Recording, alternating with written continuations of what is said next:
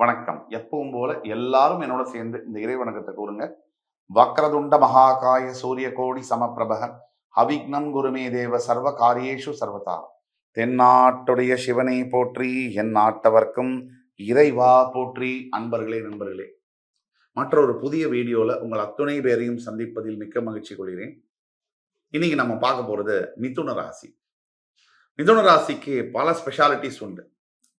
அதுல முக்கியமான ஒரு ஸ்பெஷாலிட்டி, அதிகமா 12 ராசிகள்ல ஏமாறுவது என்பது மிதுன ராசி தான். இதுல எந்த மாற்று கருத்தும் தேவையில்லை. உங்களை விட நீங்க நினைச்சுக்குவீங்க உங்களுக்கு எல்லாமே தெரியும்னு சொல்லிட்டு. அதுதான் உங்களோட ப்ராப்ளமே. நிறைய ஈகோ கூட சமயத்துல வரும். அதுதான் பெரிய பிரச்சனைங்க.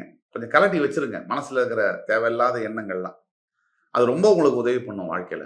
முக்கியமான ஒரு பாயிண்ட் என்னன்னு கேட்டீங்கன்னா, நண்பர்களால் ஏமாறுவது, சொந்தக்காரர்களால் ஏமாறுவது, உறவுகள்கிட்ட ரொம்ப பாசம் வச்சு பந்தம் வச்சு எதிர்பார்த்து ஏமாறுவது உங்களுக்கு வாழ்க்கையில மிகப்பெரிய ஒரு சுலபமான விஷயம். எல்லார்கிட்டையும் ஏமாறுவீங்க. ஸோ அதுக்கு மேல இன்னொரு விஷயம் என்னன்னா, நிறைய வாக்கு திறமை இருக்கும் உங்களுக்கு. நிறைய பேச்சு திறமை இருக்கும். அந்த பேச்சுனால எல்லாத்தையும் சாதிச்சிடலாம்னு நினைப்பீங்க. அது அப்படி அல்ல. பேச்சுனால சாதிக்க முடியும். ஆனா எல்லாத்தையும் சாதிக்க முடியுமா, எப்பவுமே சாதிக்க முடியுமா அப்படின்னு கேட்டா இல்லை.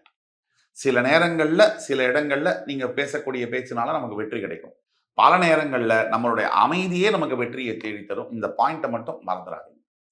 ஆக மிதுன ராசி அன்பர்களை பார்த்தீங்கன்னு சொன்னா, மிதுன ராசியில 3 நட்சத்திரங்கள் வரும். எல்லா ராசியும் போல மிருகசீரிடம், திருவாதிரை, புனர்பூசம். இதுல மிருகசீரிடம் என்பது செவ்வாய் பகவானுடைய நட்சத்திரம். உங்களுடைய பரம எதிரி, அதாவது ருணரோகஸ்தானத்துக்கு அதிபதி, உங்களுடைய 11ஆம் இடத்துக்கு அதிபதியும் கூட. அவருடைய நட்சத்திரம் வரும். 2 பாதங்கள். அதுக்கப்புறம் நீங்க பாத்தீங்கன்னு சொன்னா, திருவாதிரை நட்சத்திரம் 1, 2, 3, 4 பாதங்கள் வரும். அதற்கு பிறகு ராகு பகவானுடைய திருவாதிரை நட்சத்திரம் முடிஞ்ச பிறகு புனர்பூச நட்சத்திரம் குருவுடைய நட்சத்திரம். அது ஒரு 3 பாதங்கள் வரும். 1, 2, 3 மொத்தம் 9 பாதங்கள். மிருகசீரிடம் 2, திருவாதிரை 4, 6, 3 பாதங்கள், புனர்பூசம் மொத்தம் 9 பாதங்கள் அடங்கிய ராசி உங்கள் ராசி. செவ்வாய் ராகு குரு பகவானுடைய சம்பந்தம் புதனுடைய வீட்டுல. இப்போ மிருகசீரிடம் நட்சத்திரத்துல பிறகுறாங்கன்னு வச்சுக்கோங்க. சராசரியா பாதி செவ்வாய் தசை கிட்டத்தட்ட ஒரு 3.5 வருஷம். அதற்கு பிறகு ராகு தசை ஒரு 18 வருஷம், 21.5 வருஷம்.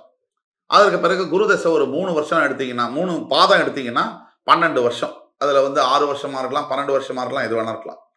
ஸோ இது மாதிரி இந்த இதை பார்க்கும்போது ஒரு 3, ஒரு 18, ஒரு 12, 18, 12, 30, 33, கிட்டத்தட்ட ஒரு 35, 36 வயசு, 38 ஆண்டுகளுக்கு பிறகு நீங்க உங்களுடைய வாழ்க்கையில சனி திசை என்பது சராசரியாக வரும். இது 38ல இருந்து ஒரு 50 வயசுக்குள்ள சனி தசை உங்களுக்கு வரும். இப்படி கிட்டத்தட்ட 38 ஆண்டுகளுக்கு பிறகு வரக்கூடிய சனி தசை, சராசரியா 38ல இருந்து 50 வயசு, 52 வயசுக்குள்ள வரவும் சனி தசை. சனி தசை சரியாக 19 ஆண்டுகள் அனுசரிக்கணும். இப்ப 19 ஆண்டுகள் வரக்கூடிய சனி தசை. முதல்ல சனி பகவான் உங்களுக்கு யாரு? 8 மற்றும் 9ஆம் இடத்திற்கு அதிபதி.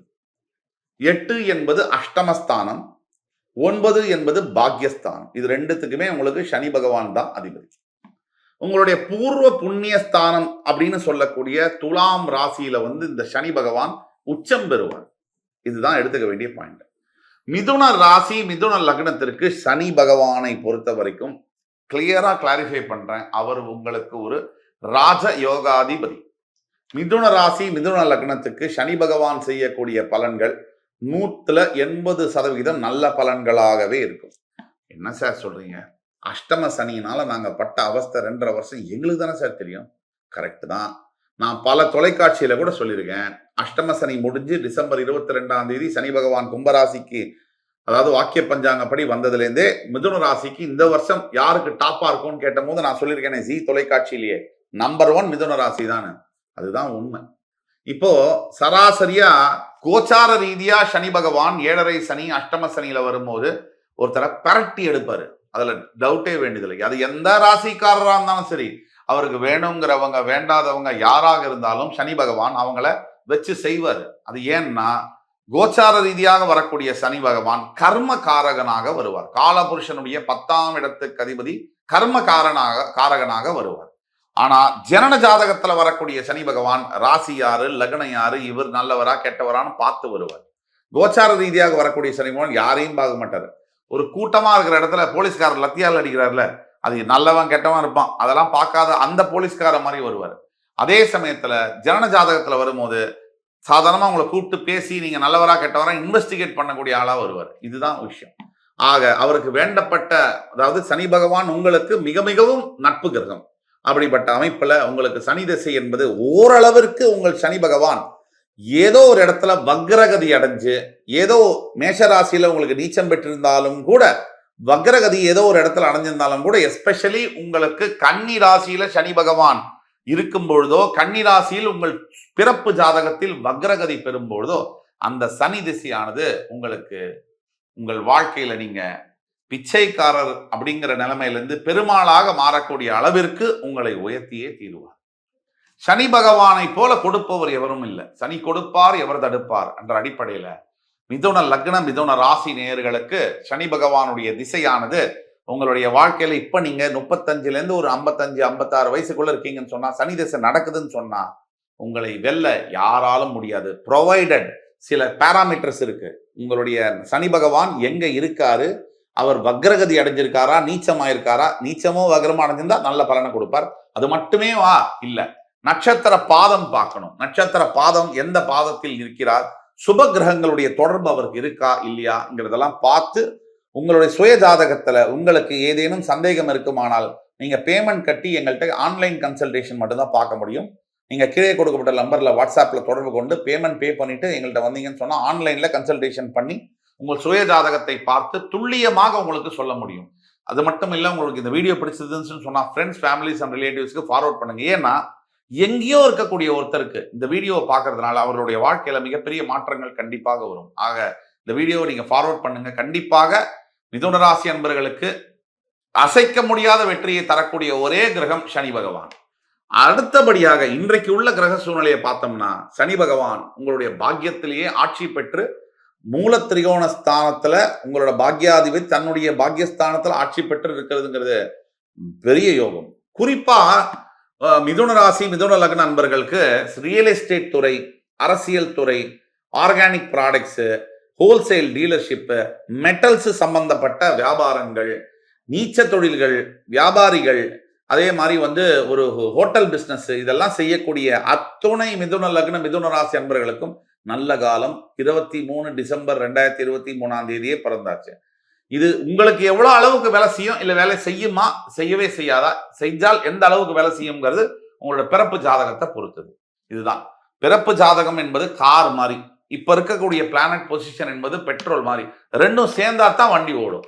ரெண்டையும் பார்த்துதான் உங்களுக்கான வாழ்க்கை எப்படியாக இருக்கும் என்பதை சொல்ல முடியும். அதே மாதிரி உங்களுக்கு எதிர்காலத்துல வரக்கூடிய வாழ்க்கை மறுக்க முடியாத வெற்றியை தரும் சனி திசையானது. மறுக்கவே முடியாது.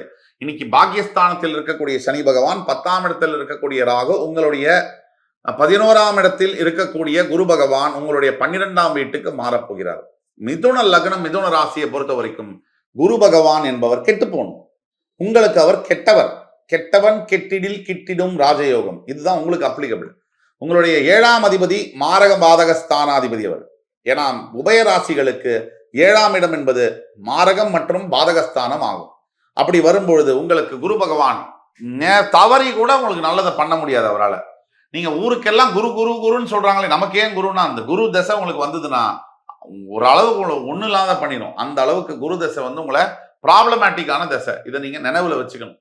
அப்ப குரு பகவான் உங்களுக்கு நல்லது பண்ணுவாருன்னு நீங்க பொதுப்படையா பொதுவா நினைச்சீங்கன்னு சொன்னா அது நல்லது இல்லை. அதே குரு உங்களுடைய லக்னாதிபதி புதனை பார்க்கும் பொழுதும் கூட உங்களுக்கு நல்லதை பண்ண மாட்டார். அதே குரு உங்கள ஜாதகத்தில் இருக்கக்கூடிய சனி பகவானை பார்க்கும் பொழுது நல்ல பலனை செய்வார்.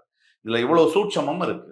அதாவது குரு உங்களுடைய புதனை பார்க்கும் பொழுது நல்லதை செய்ய மாட்டார். அதே குரு உங்களுடைய ஜாதகத்தில் இருக்கக்கூடிய சனியை பார்க்கும் போது மிகுந்த நல்ல பலன்களை தருவார். தனிப்பட்ட ஜாதகத்துல ஒரு 1,00,000 பேராமீட்டர்ஸ் இருக்கு, 1,00,000 விஷயம் இருக்கு.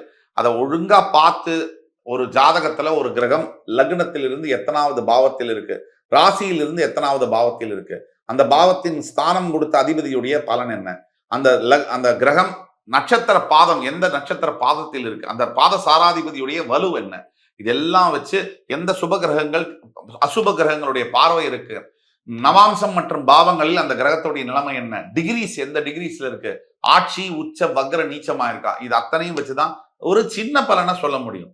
அந்த அளவிற்கு அஸ்ட்ராலஜி என்பது கொஞ்சம் காம்ப்ளெக்ஸான விஷயம். நீங்க நான் யாரை பத்தியும் தப்பாவோ ரைட்டாவோ பேசுறதுக்கு நம்ம ஆள் இல்லை. ஆனா சரியான தகவல்கள் மக்களிடையே சரியான நேரத்தில் சென்றடைய வேண்டும் என்பது என்னுடைய முயற்சி. அவ்வளவுதான். ஆக என் உயிரினும் மேலான மிதுன லக்ன மிதுன ராசி நேயர்களே, உங்கள் அத்துணை பேருக்கும் வாழ்க்கை கண்டிப்பாக ஒளிமயமாகும். நீங்கள் தவறாமல் ஒவ்வொரு ஞாயிற்றுக்கிழமை தோறும் ஈஸ்வர ஆலயங்களில் பசுமாட்டிற்கு அகத்திக்கீரை கொடுத்து வரவும் உங்கள் வாழ்க்கையில மிகப்பெரிய மாற்றங்களை நீங்கள் சந்திப்பீர்கள். அதே மாதிரி பிராணிகள், அதாவது 5 அறிவு கொண்ட பிராணிகளுக்கு உங்களால் இயன்ற உணவளிப்பது உங்களுக்கு மிகப்பெரிய அளவுல உயர்த்தும். வாழ்க்கையில தவறாமல் செய்து வாருங்கள். என் அன்புமிக்க மிதுன ராசி நேயர்களே, உங்கள் அத்துணை பேரையும் மறுபடி சந்திக்கும் வரை உங்களிடமிருந்து விடைபெறுவது உங்கள் சுபாஷ் பாலகிருஷ்ணன். நன்றி, வணக்கம், வாழ்க வளமுடன்.